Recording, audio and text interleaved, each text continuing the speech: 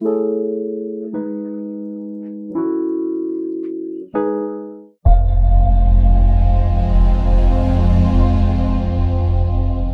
दोस्तों, मैं डॉक्टर अमित कुमार झा हूँ और मैं एक यूरोलॉजिस्ट एवं रीनल ट्रांसप्लांट सर्जन हूँ। आज हम जिस बीमारी के बारे में बात करेंगे वो है फाइमोसिस। फाइमोसिस जो बीमारी अगर मैं कहूँ तो ये है लिंग के ऊपर की चमड़ी की सिकुड़न या छोटापन। अब ये जब चमड़ी आगे की लिंग के ऊपर की जो फोर स्किन होती है, ये इसकी जो ओपनिंग अगर छोटी हो जाती है, तो फिर ये चमड़ी जो है लिंग पर पीछे खिसकना बंद हो जाती है और इसकी वजह से काफ़ी समस्याएँ उत्पन्न होती हैं।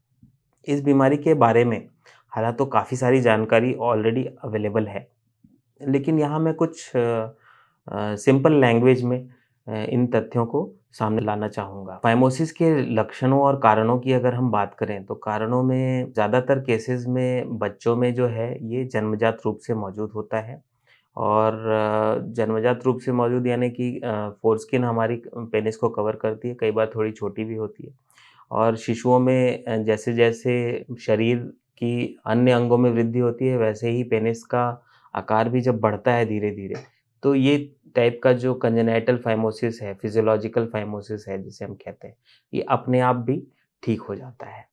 इसका दूसरा जो कारण है फाइमोसिस का है, वो है लाइकेन स्क्लेरोसिस। ये एक इन्फ्लेमेटरी स्किन डिज़ीज़ है। Lichen sclerosis balanitis xerotica obliterans बीएक्सओ।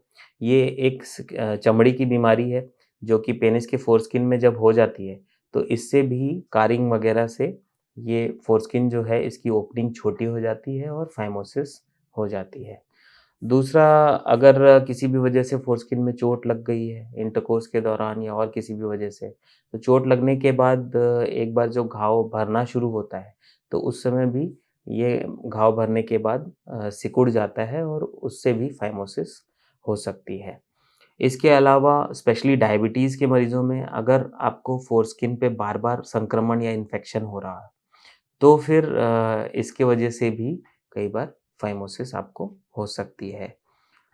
इसके लक्षणों की अगर हम बात करें, तो लक्षणों में बार-बार इन्फेक्शन से फाइमोसिस हो भी सकता है और फाइमोसिस के वजह से भी बार-बार पेनिस में या उसके आगे की चमड़ी में इन्फेक्शंस हो सकते हैं।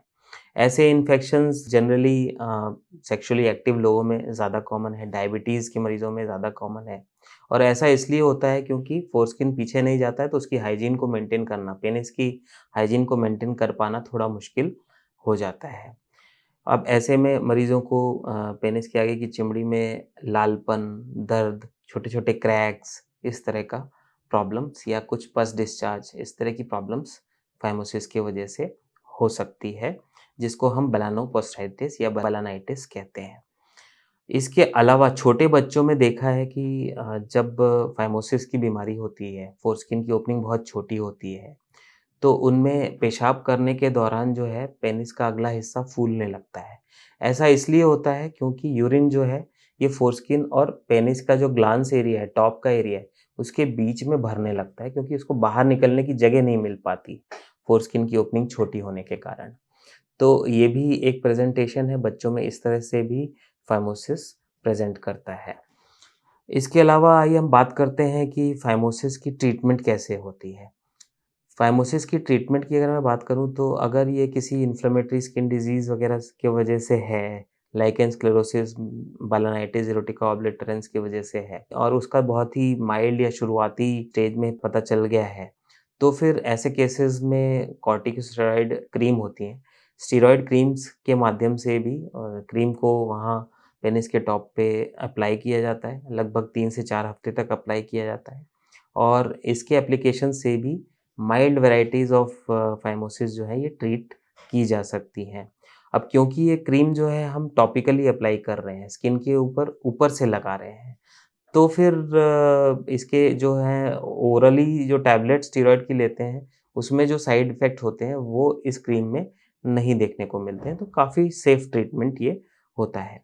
इसके अलावा बहुत छोटे बच्चों में जब फाइमोसिस होती है तो उनकी स्किन बहुत मुलायम होती है, तो उसमें जो है एक प्रीप्यूशियल डायलिटेशन प्रक्रिया होती है जिसमें हम एक छोटी-सी फॉरसेप्स लेकर उस चमड़ी को थोड़ा-सा चौड़ा कर देते हैं और उसके बाद माता-पिता को कहते हैं कि रोज़ इस चमड़ी को नारियल तेल या कोई भी लुब्रिकेंट लगाकर इसको पीछे करने की प्रक्रिया उनको सिखा देते हैं और इससे भी mild varieties of phimosis specially जो बच्चों में वो इसको ट्रीट किया जा सकता है। तो प्रीप्यूशियल डायलेटेशन भी एक फॉर्म ऑफ ट्रीटमेंट है। तो दोस्तों अब हम जानते हैं कि सर्कमसिजन का जो ये प्रक्रिया है, जो फाइमोसिस के ट्रीटमेंट की जो फाइनल सा है, जिसे हम सर्कमसिजन कहते हैं, ये सर्जिकल रिमूवल ऑफ फोरस्किन है। तो इसकी डिटेल्स के बारे में हम थोड़ा जानेंगे। सर्कमसिजन एक ऐसा ऑपरेशन है जिसमें कि फोरस्किन जो है हमारी उसका आगे का 2 से 3 सेंटीमीटर का हिस्सा काट कर हटा दिया जाता है। तो इसके 2 प्रकार होते हैं, या तो ये पार्शियल सर्कमसिजन जिसको हाफ कट बोलते हैं या फिर टोटल सर्कमसिजन यानी पूरी तरह से चमड़ी को निकाल दिया जाता है। आगे की जो फोरस्किन की चमड़ी है उसको पूरी तरह से जब निकाल देते हैं, तब इसे टोटल सर्कमसिजन कहते हैं। कुछ लोगों को रिलीजियस कारणों की वजह से अपना पूरा का पूरा फोरस्किन निकलवाना ठीक नहीं लगता, तो ऐसे लोग पार्शियल सर्कमसिजन की रिक्वेस्ट करते हैं। हालाँकि पार्शियल सर्कमसिजन करने के बाद जब बॉडी की हीलिंग प्रक्रिया स्टार्ट होती है, यानी कि हमने फोरस्किन को सिर्फ़ आधा ही निकाला, तो फिर जब ये हील होता है तो कई बार ये ग्लांस पेनिस से ये फोरस्किन जो है चिपक जाती है और फिर मरीज़ को लगभग वही प्रॉब्लम स्टार्ट हो जाते हैं जिसकी वजह से पहले वो सर्कमसिजन करवा रहा था। तो पार्शियल सर्कमसिजन ऑन डिमांड कभी-कभी हम करते हैं, लेकिन ये इसे हम बहुत अच्छा प्रोसीजर नहीं मानते हैं। तो जब भी आपको फाइमोसिस की बीमारी हो, सर्कमसिजन करने की सलाह दी जा रही हो, तो टोटल सर्कमसिजन के लिए ही आप ऑप्ट करें। अब सर्कमसिजन करने की कई विधियाँ उपलब्ध हैं। जो 3 मुख्य विधियाँ हैं, वो हैं पहला क्लासिकल सर्कमसिजन, दूसरा लेज़र सर्कमसिजन और तीसरा स्टेपलर सर्कमसिजन। तो क्लासिकल सर्कमसिजन की अगर मैं बात करूँ, तो इसमें जो लोकल एनेस्थेटिक इंजेक्शन पहले दे दिया जाता है। पेनिस के अराउंड एक दवाई सुन्न करने की दवाई का इंजेक्शन दे दिया जाता है वयस्कों में और इससे जो है पेनिस की नर्व्स सारी सुन्न हो जाती हैं। ऑपरेशन के दौरान मरीज़ को कोई भी किसी भी प्रकार का दर्द नहीं होता है। बच्चों में क्योंकि वो बहुत कोऑपरेटिव नहीं होते हैं, तो बच्चों में जनरली जनरल एनेस्थीसिया यानी पूरा बेहोश करके ये ऑपरेशन किया जाता है। इस ऑपरेशन के दौरान पेनिस की फोरस्किन को उसके ग्लांस पेनिस से पूरी तरह से अलग कर लिया जाता है। उसके बाद सेंटर में इसको कट करके और चारों ओर से इस कट को मिलाकर आगे की जो 2 से 3 सेंटीमीटर की फोरस्किन है, उसको काट कर हटा दिया जाता है। जब हटा दिया जाता है तो फोरस्किन के अंदरूनी और बाहरी 2 लेयर्स चारों ओर रहते हैं और इन लेयर्स को जो है घुलने वाले टाँकों के माध्यम से जोड़ा जाता है। इसके बाद हॉस्पिटल में ये एक लोकल एनेस्थीसिया में करने वाला प्रोसीजर है।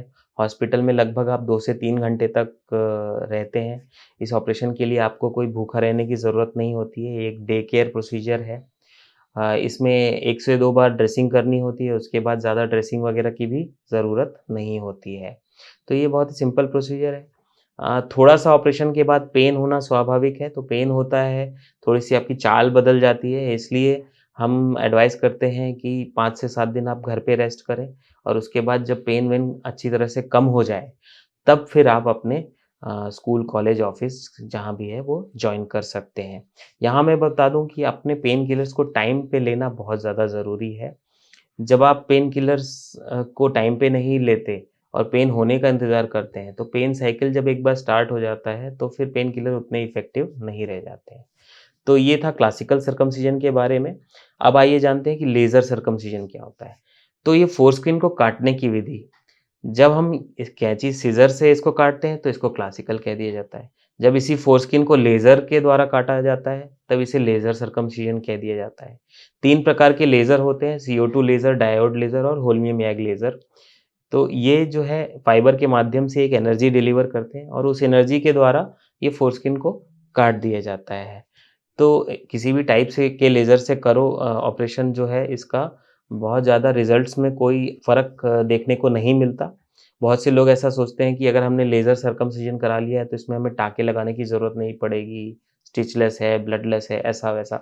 और बहुत सारी पेशेंट एग्रीगेटर कंपनीज़ भी इसको बहुत ज़्यादा बढ़ा-चढ़ा कर प्रमोट करते हैं। पर मैं यहाँ क्लैरिफ़ाई कर देना चाहूँगा कि जब भी आप फोरस्किन को काटेंगे तो उसको किसी न किसी माध्यम से अंदरूनी और बाहरी चमड़ी को जोड़ना तो पड़ेगा ही। लेज़र सर्कमसिजन से भी अगर लेज़र से चमड़ी को काटेंगे तो भी टाँके लगाने ही पड़ेंगे, है ना? तो इसके बाद जो नेक्स्ट टेक्नीक की मैं बात करूँगा वो है स्टेपलर सर्कमसिजन। अब स्टेपलर सर्कमसिजन एक सर्कुलर स्टेपलिंग डिवाइस है।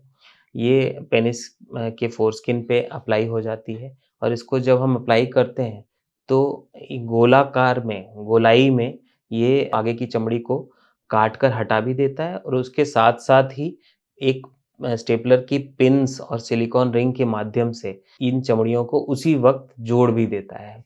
तो ये एक बहुत सिंपल 5 मिनट, 7 मिनट के अंदर होने वाला प्रोसीजर है। आजकल काफ़ी चलन में बहुत सारे पेशेंट भी इसकी डिमांड कर रहे हैं।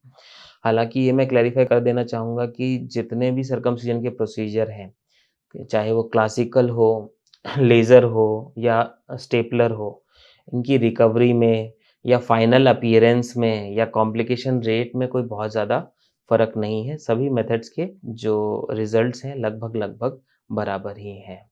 तो इस वीडियो में हमने बात की थी फाइमोसिस और इसके ट्रीटमेंट की। तो इसके बारे में अगर आपके कोई भी क्वेश्चन हो, तो वो आप कमेंट सेक्शन में पूछ सकते हैं और मैं उनका जवाब देने की पूरी कोशिश करूँगा। धन्यवाद।